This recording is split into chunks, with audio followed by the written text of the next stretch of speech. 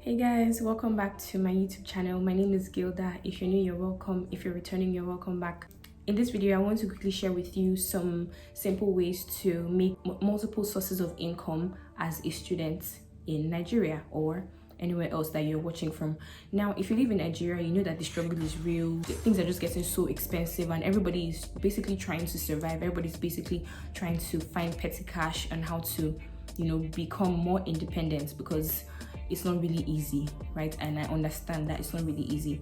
Now, if you watch my first YouTube video, you see that I mentioned a couple things about how I was a student at Covenant University and how I was able to make multiple streams of income for myself, just petty cash here and there that I could use to sustain myself because my allowance was not enough, right? So without wasting your time, let's just get right into the video. So the first thing you have to remember is that you are in school, right? So what does that mean?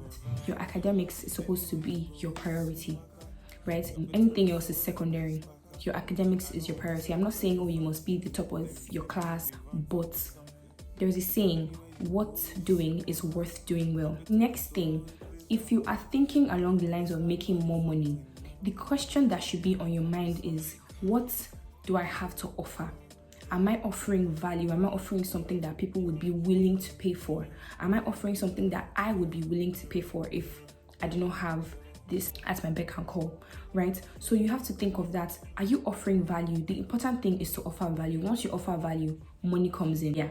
While you're thinking of, oh, I can do this, I can do that, I can do this, I can do that, it is important for you to plan and prioritize. If you know me, you know that I am a planner. You know that I am probably organized to a fault, but it is helping me so far in my life. It has been helping me because it helps me to avoid a couple of mistakes, and you need to know your priorities. Like I said, you're in school for academics, so you have to arrange your day. Do you like to read and study during the day and then have the rest of the evening to yourself to focus on other things, or do you like to do it the other way around? I used to do my studying, do my assignments and everything during the day, and then later in the evening I would have time for myself, for my friends, and many other things, you understand? So that pattern, that cycle helped me a lot. Now, another thing you have to consider is your skills. What kind of skills do you have? Can you monetize your skills? Can you sharpen your skills? Can you be better at what you can do? At the end of the day, the talents that God has given you is what would make a way for you, right? So you have to think very well, what skills do I have? What can I do for people that can bring in money? Now, I need you guys to have this at the back of your mind. Having a business does not equal ripping people off or scamming them or asking them to pay unnecessarily high prices for a service. You have to put yourself in your customer's shoes. You don't have to dupe people just because you want to make money. Like I said, create value. Once you create value, money will start coming in because the demand will get higher, and invariably that means that you get more income. I hope I am communicating. Okay, you have to remember that you are a student, so a couple of other things are going to serve as distractions for you. You have to look for something easy. You have to look for something that you can do effortlessly, something that's not going to stress you out too much, something that's not going to take too much of your time. It really, really helps so that you can plan your life well enough. I hope that makes sense. Now, as a business person, you have to have excellent customer service, right? You have to keep it professional. That means that even if it's your friends who are coming to ask you for your service or coming to buy something from you, you have to keep it professional, keep it respectful. Don't speak to people anyhow. Don't play with appointments. If your client tells you, 10 o'clock, be ready by 10 o'clock. Okay, I know a lot of people fall short of that, but try to make that a part of you because it helps you to be professional. Because at the end of the day, this would be like a starting point, and if you're looking to take your business to the next level, to a big level, it is the tiny habits that you have built that will help you to sustain that business. Do you understand me? In business, they always say if you've lost one customer, you've lost about 5 customers, because that one person will go and tell like 2 million other people that this babe, she knows her bill, like her customer service is bullshit and everything.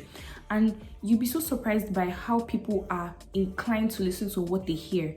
They don't want to know that you have good skills. Sometimes it's just your attitude that chases them away. So you have to be careful about that. Learn to keep it professional, learn to keep it respectful. Everything will go on better from there. Now, as an entrepreneur, try to save money. even if it means getting a kulu. You guys know what a kulu is, like a wooden saving box that they used to use in those days. Save some money in it. Save some money before you spend any profits that you're making.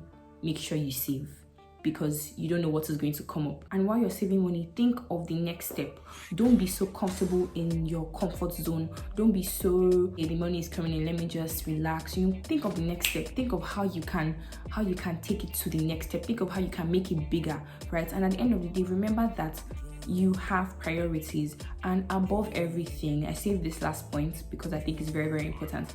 Ask God for help and direction, right? Ask God, how do you want me to do this? How can I do this without it causing so much trouble for me, so much problems for me, right? And you find out that every single thing that you put into prayer, God listens, God hears, and you also need to be attentive to the Spirit of God so that you can know when He's trying to communicate with you. It might not just always be that still small voice. It could be in form of you having a conversation with somebody. So you have to be attentive. It's not enough to pray. Most people say, oh, I've prayed and I've not gotten any answers. Sometimes you need to just be attentive, right? We've come to the end of the video. Thank you for watching. Please subscribe, please like, please share, please comment, and I'll see you in my next video.